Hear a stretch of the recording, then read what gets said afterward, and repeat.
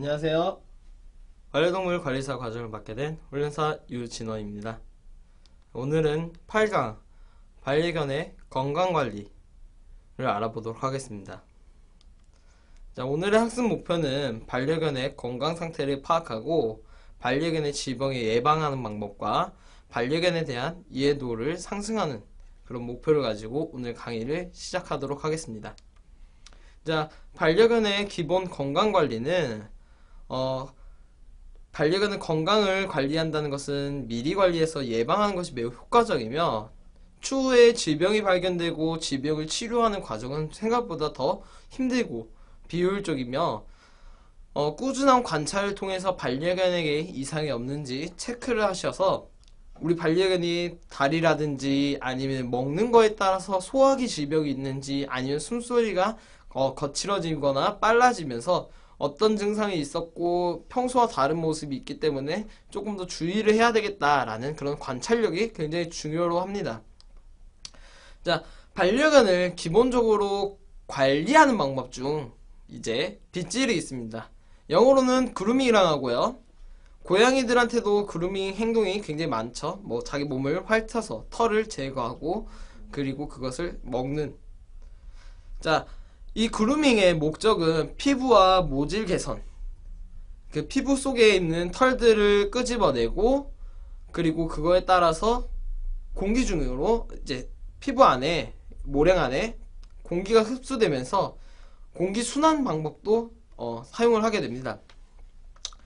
자, 몸속의 상처와 건강상의 문제를 조기 발견하고 기생충 여부도 파악할 수가 있습니다. 자, 빗질을 정확하게 할 줄 아시는 분들은 빗다가 역으로 빗게 되는데요. 털들이 이렇게 있으면은 역으로 빗으면서 속 안을 빗게 됩니다. 그랬을 때 속 안에 있는 털들이 나오게 되면서 피부 상태를 확인할 수가 있는데요. 이때 반려견의 피부에 상처가 있는지 아니면은 기생충이 있는지를 파악할 수가 있습니다. 자, 그리고 또한 피부에 자극을 주면서 마사지 효과를 볼 수가 있는데요. 이것은 혈액순환에 굉장히 도움이 되고 마찬가지로 아까 말했다시피 피부를 스치면서 빗질을 하기 때문에 안쪽에 새로운 공기가 유입되면서 환기를 시켜줄 수가 있게 됩니다. 마찬가지로 빗질을 하는 경우 반려견이 가만히 있어야 되기 때문에 보호자와의 하나의 유대관계를 만들 수 있고요. 이 유대관계를 통해서 빗질이 반려견에게 도움이 되고 보호자가 좋아하는 행동이라고 이해를 하면은 반려견은 이 빗질에 대해서 몸을 맡기게 됩니다. 자, 이 반려견의 빗질 같은 경우에는 반려견의 기본 관리를 통해서 정확하게 어떤 문제들이 있는지 그리고 반려견을 통제하면서 아까 말했다시피 신뢰관계를 만들 수 있습니다. 자, 빗질을 잘 하면요 털 빠짐이 줄어들고요 건강한 털을 빠르게 가질 수 있습니다. 왜냐하면은 이 피부라는 것은 건조해지면 건조해질수록 털이 나오질 않습니다. 또한 털갈이 시기 때 잘 보시면요 겨울에서 여름으로 될 때 날씨가 더워지면서 털이 빠지는 거고 여름에서 겨울로 지나갈 때는 춥기 때문에 털이 늘어나는데요. 이것을 올바르게 정확한 시기에 빗질을 통해서 죽은 털들을 빼줌으로써 반려견이 올바르게 온도에 적응하고 굉장히 빠르게 털갈이가 진행될 수 있게 해줍니다. 마찬가지로 이 죽어있는 털들이 너무 오랫동안 있을 경우에는 피부에는 오히려 악영향을 끼칠 수 있고요. 자, 이 빗질 같은 경우에는 너무 힘으로 하시면은 이 사진과 같이 털에 아이들 몸에 빵꾸가 날 수 있어요. 즉 털을 그냥 살아있는 털도 같이 제거를 해버리는 경우가 있는데요. 보통 이런 빗질을 하시면은 반려견 피부에도 좋지 않을 뿐더러 반려견에게는 오히려 트라우마가 남아서 빗질을 하는데 굉장히 어려울 수가 있습니다. 그렇기 때문에 빗질을 할 때는 짧고 굵게 그리고 여유롭게 해주시는 게 굉장히 좋습니다. 자, 빗질을 하실 때 여러가지 빗질이 있죠. 뭐 일자빗이라든지 슬리커라든지 뭐 브리슬 브러쉬라든지 눈꽃빗이라든지 여러가지가 있습니다. 자, 그 중에서 일자빗은 이제 저희가 미용실에서 제일 많이 볼 수 있는 빗이고요. 보통 처음 시작할 때 엉킨 여부를 파악하기 위해서 사용을 하고, 마무리로 엉킨 데가 있는지 없는지를 파악하기 위해서 일자빗을 사용하게 됩니다. 자, 슬리커 같은 경우에는 제일 많이 볼 수 있는 반려견 전용 빗이라고 생각을 하시는 분들이 많은데요. 자, 이 슬리커 같은 경우에는 끝부분이 굉장히 날카로워서 뭉친 털들을 하나하나 찢어가지고 끄집어내는 역할도 할 뿐더러 보통 긴 털을 가진 종에게 굉장히 유용합니다. 자, 빗끝이 굉장히 뾰족하기 때문에 요즘은 앞부분에 어떤 뾰족한 부분을 완화하기 위해서 그런 제품들이 많은데요. 자, 이 슬리커 같은 경우에는 꺾여 있는 부분을 잘 보시면은 약간 기역자로 꺾여 있습니다. 이 기역자로 꺾여 있는 부분에 대해서 털이 이렇게 나 있을 때 안쪽에서 이렇게 끄집어내 주신다고 생각을 하시면 돼요. 이 끝부분이 바로 피부에 닿지 않도록 해주시는 게 이 슬리커를 사용할 때 제일 중요한 거라고 생각을 합니다. 자, 이 슬리커 같은 경우는 뭉친 털이라든지 잔털 제거에 굉장히 좋습니다.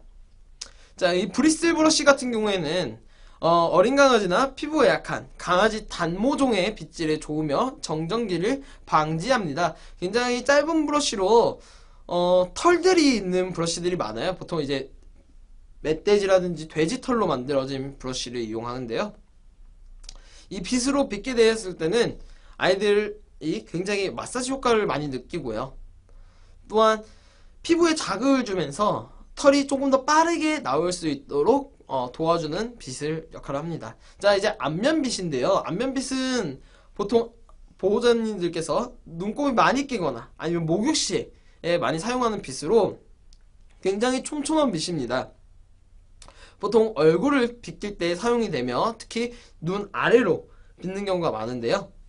이 얼굴 털을 빗길 때 제일 주의할 점은 머질 부분에 감각몬 부분을 빗는 건데요.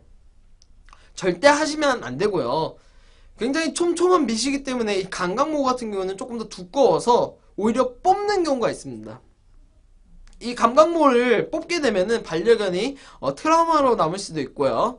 아니면은 출혈이 나서 거기서 2차 감염이 생길 수가 있기 때문에 항상 이 안면빗을 사용할 때는 될 수 있으면은 얼굴 전체를 빗기보다는 눈곱이 생겨서 눈곱을 제거한다든지 아니면은 어떤 이물질을 제거하는 짧게 사용하시는 게 굉장히 더 좋습니다.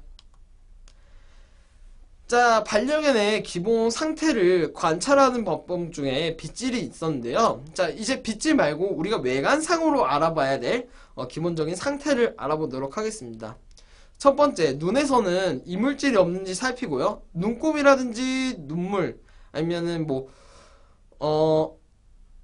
특이하게 뭐가 다른 게 있는지 눈 안에 그런 거를 확인하신 다음에 티슈라든지 물티슈로 깨끗하게 닦아주시는 게 좋습니다. 자, 만약에 눈 안에 가끔씩 이물질이 들어가는 경우가 있는데요. 그럴 때는 인공 눈물이라든지 안약을 이용해서 빼내는 방법과 또한 시간이 지나면은 자연스럽게 눈곱으로 배출되는 방법들이 있습니다. 하지만 이것을 너무 방치하게 되었을 때는 눈 안쪽으로 들어가는 경우가 있기 때문에 반드시 반려견 눈에 뭐가 있는지 확인을 하시고 잘 빼주시기 바랍니다. 자, 귀에서는 냄새가 나는지 체크를 해주시고 그리고 귀 세척액을 솜에 묻혀서 잘 닦아주십니다. 자, 귀 세척액 같은 경우에는 이제 강아지들 귀 안에는 기름기가 굉장히 많아요. 근데 이 귀 세척액을 사용하면 이 기름기가 마르면서 하나의 때로 변하게 됩니다. 우리 잘 밀리고 잘 닦이게 되고 아이들이 털었을 때도 나올 수 있을 정도로 귀 세척액이 그런 역할을 해주는데요. 저 같은 경우에는 귀 안에다가 솜을 넣고 마사지를 해준 다음에 그냥 빼주기만 합니다. 그럼 이 귀 세척액이 기름기를 제거하고 그 귀 안에 있는 때들을 약간 가루화 시켜서 털어지는 역할도 하기 때문에 저는 그렇게 닦아주고요. 자, 그 다음은 입 안에 치석이 많이 끼는 반려견들이 있어요. 자, 꾸준한 칫솔질을 해주면서 치석이 끼는 것을 방지해 주시는 게 굉장히 중요하고요. 자, 칫솔질 같은 경우에는 처음부터 칫솔을 넣고 빡빡 닦는 게 아니라 맨 처음에는 헝겊 같은 부드러운 것을 장갑처럼 끼고 손에, 그 다음에 반려견 이를 부담 없이 닦아주시는 게 처음부터는 좋습니다. 매일 꾸준하게 계속 지속적으로 양치질을 해주시는 게 좋고요. 너무 강압적으로 했을 때는 오히려 반려견이 칫솔을 깨무는 경우가 있어요. 그러면은 칫솔 모가 금방 상하겠죠? 자, 발 같은 경우에는 평소 걸음걸이를, 그리고 걷고 있는 자세를 잘 파악해 주시는 게 좋습니다. 그 걷는 자세라도 잘 보게 되면은 반려견이 평소랑 조금 어떻게 걷는지, 왜 다른지, 어디에 근육에 문제가 있는지, 뼈에 문제가 있는지를 알 수가 있습니다. 자, 그리고 발톱을 관리할 때는 혈관을 자르지 않도록 주의하며 짧게 유지해 주시는 게 좋은데요. 자, 이 발톱 같은 경우에는 너무 길게 되었을 때 반려견의 발이 발바닥이 닿는 게 아니라 발톱부터 닿으면서 약간 사람으로 따지면 하이힐을 신듯이 그런 식으로 변하게 됩니다. 이렇게 되었을 경우에는 반려견의 관절에 무리가 가게 되고요. 반려견 관절에 무리가 가면은 자연스럽게 점차 고관절이라든지 쓰개골 탈구가 진행될 수가 있기 때문에 반려견 발톱은 짧게 유지해 주시는 게 좋습니다. 만약에 우리 반려견 발톱이 너무 길러서 이 혈관이 너무 가깝다 라고 하시는 분들은 이제 병원에서 한번 여쭤보시기 바랍니다.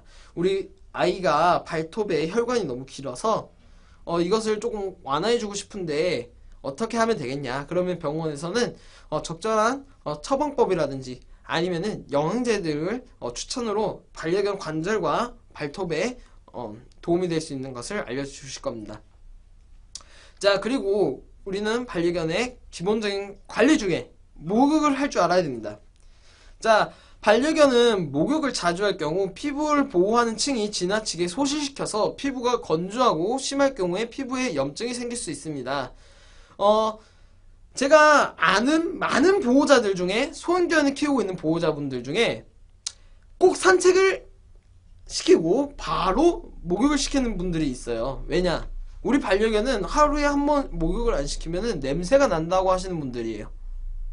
자, 이 피부를 보호해주는 이 층은 너무 지나치게 깎이면요, 갑자기 피지선이 발달하게 되고요. 이 피지선들은 오히려 냄새가 나는 그런 피지를 유발하게 됩니다. 그렇기 때문에 반려견을 너무 지나치게 목욕을 시키는 것보다는 어느 정도의 시간을 가지고 천천히 목욕을 시켜주시는 게 굉장히 좋고요.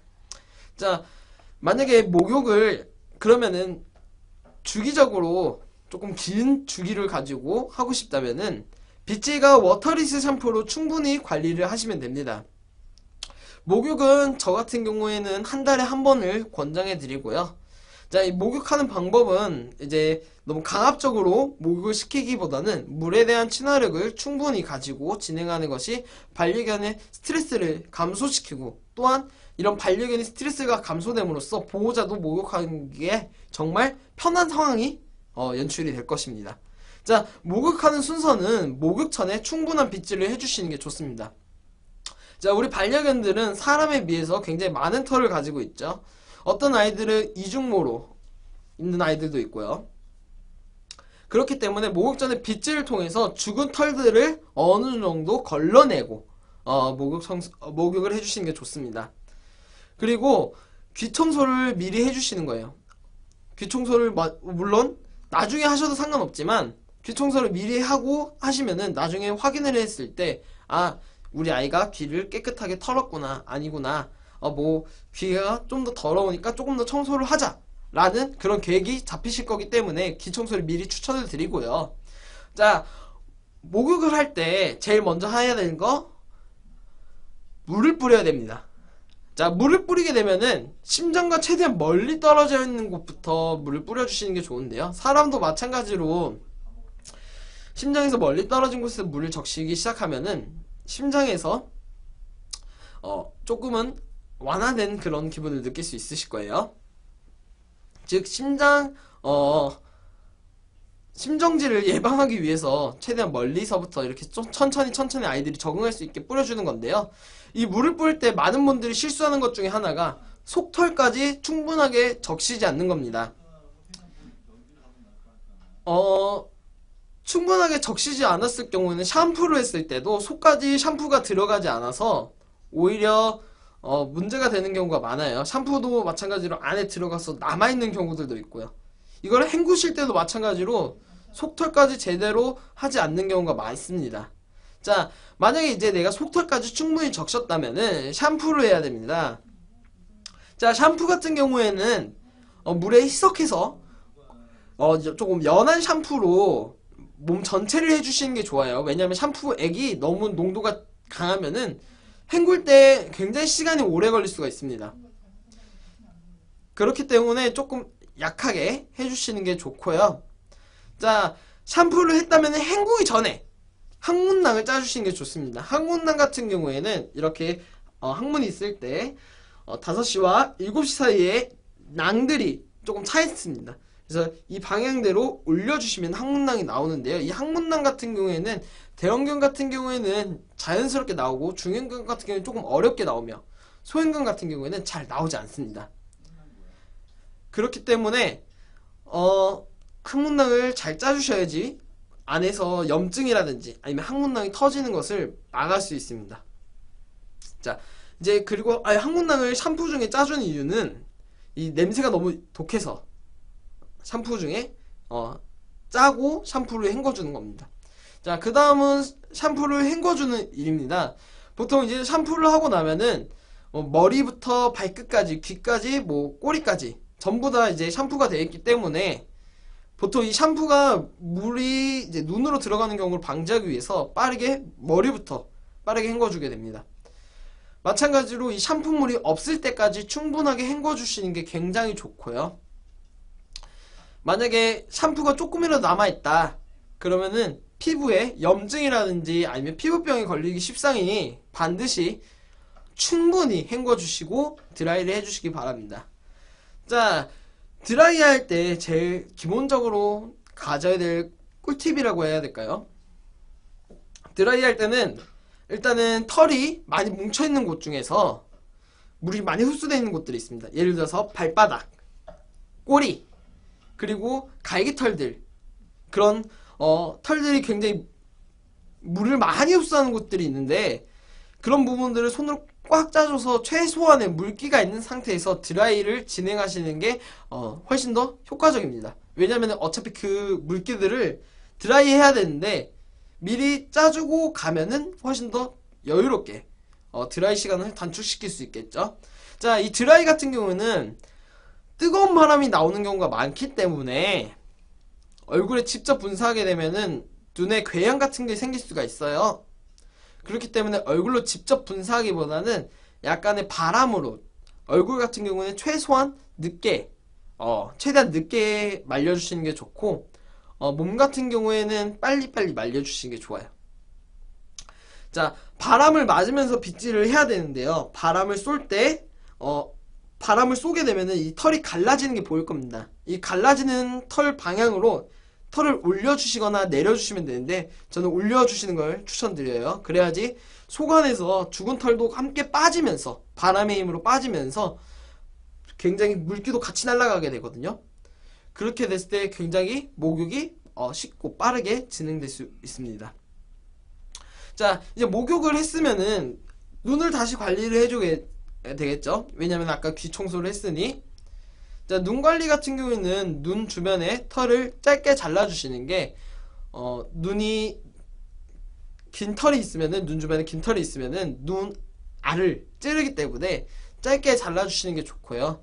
눈에 이물질이 들어가면은 인공 눈물로 자연스럽게 나올 수 있도록 해주시는 게 좋고, 만약에 눈물을 자꾸 흘리게 되면은 이게 유루증이라든지 뭐 그런 걸 걸릴 수가 있기 때문에 눈 주변이 굉장히 붉게 변합니다. 자, 이 유루증 같은 경우에는 다른 말로는 TSS라고 하는데요. 길게 자란 눈 주변에 털을 방치하거나 눈물샘이 선천적으로 결함이 있는 경우에 볼 수가 있습니다. 어, 이 TSS 같은 경우에는 눈물이 계속 나오는 현상을 말하는데요. 이 눈물이 강아지들 같은 경우에는 마르면서 약간 갈색의 붉은색 계열로 나타나게 되는데, 보통 알레르기라든지 아니면은 코에 있는 눈물을 배출하는 선들이 막혀서 나타나게 됩니다.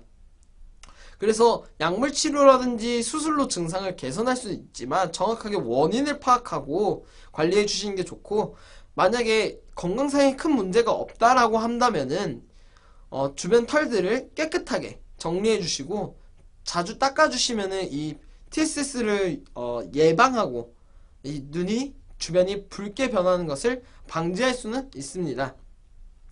자, 치아 관리는 생후 3, 4개월 때 일주일에 2에서 3회 정도 이빨을 닦아주시는 게 좋아요.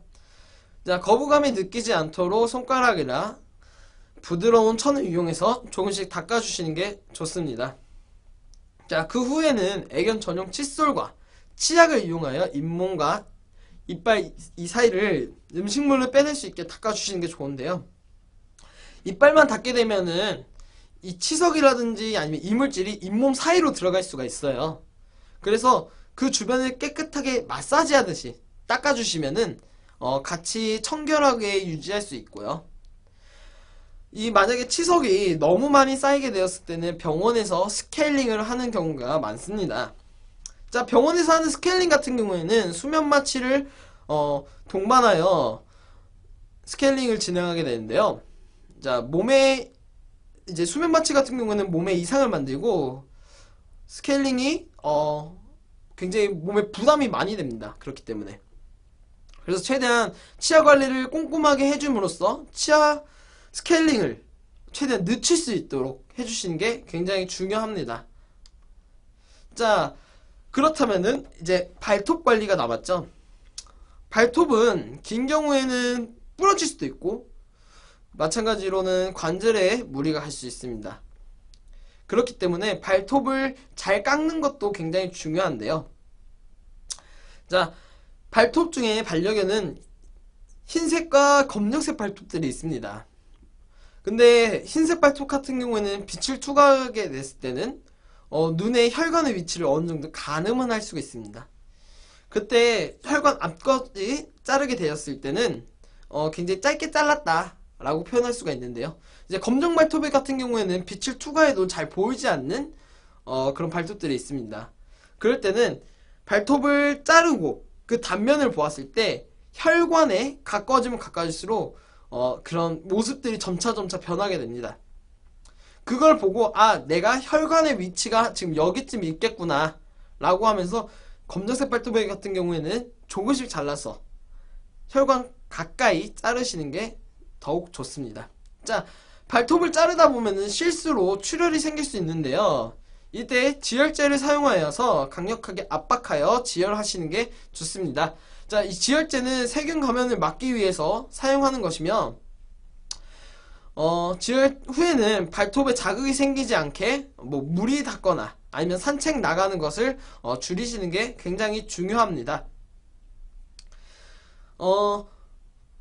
발톱은 많은 보호자님께서는 굉장히 길게 자르시는 경우가 많아요. 발톱을 최대한 짧게 관리해 주시는 게 혈관이 더 이상 자라지 않게 방지해주는 역할을 합니다.